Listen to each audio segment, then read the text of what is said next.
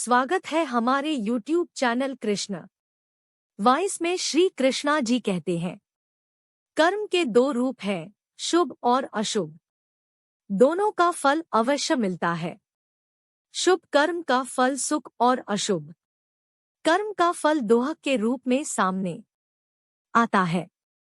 यदि किसी कर्म का फल इस जन्म में नहीं मिल पा तो वही कर्म आगे के जन्म में हमारा भाग्य बनता है, अर्थात भाग्य हमारा ही बचा हुआ कर्मफल है।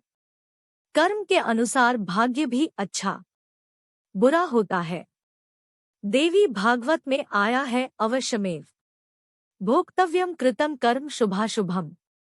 युधिष्ठिर जी भगवान कृष्ण के कहने पर आधा झूठ बोले थे। भगवान भी उस पाप से उनको बचा नहीं सके।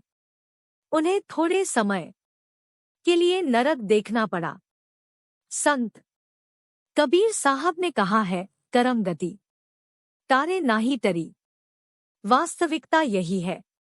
पर कई बार देखने में आया है कि यदि किसी संत महापुरुष की विशेष कृपा हो जाए तो वे हमारे कर्मफल को टाल देते हैं। किंतु याद रखें कि टलना का मतलब नष्ट होना नहीं है।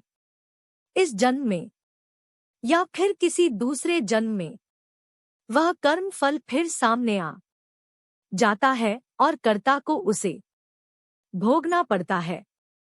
तब और क्या उपाय है? शास्त्रों में बताया गया है कि जो ध्यान में ऊंचा उठ जाते हैं उनके कर्मफल नष्ट हो जाते हैं। रत्नाकर बहुत बड़ा पापी था। उसके सभी पाप ध्यान योग से जल गए और उसने ब्रह्मा को प्राप्त किया। वे वाल्मीकि ऋषि कहलाए। शिव संहिता में लिखा गया है, विधवा स्त्री को लेकर अपनी संस्कृति में ही इस तरह की धारणा है। पाप कर्म तो प्रायः पुरुष करते हैं, जिसका कर्म भोगती है औरत। मेरे पड़ोस गांव की लड़की आयु 18 बरस भी नहीं होगी। उसकी शादी एक शराबी से कर दी। शादी के 1.5 बरस के बाद यकृत खराब होने से मर गया। क्या यह उस लड़की का पाप कर्म है? माँ बाप का भला हो बदलते समाज का जो उसका विवाह पुण्य हो गया, इसके लिए उसे पुराने पति का 2.5 माह का गर्भ गिराना पड़ा। आदमी को जोखिम वाले काम करने, रोड एक्सीडेंट्स, शराब का सेवन, कत्ल भी पुरुषों के अधिक होते हैं। औरतों में बीमारी तो अधिक होती है मगर मरते आदमी अधिक हैं। इन जैसे कारणों से औरत विधवा होती है।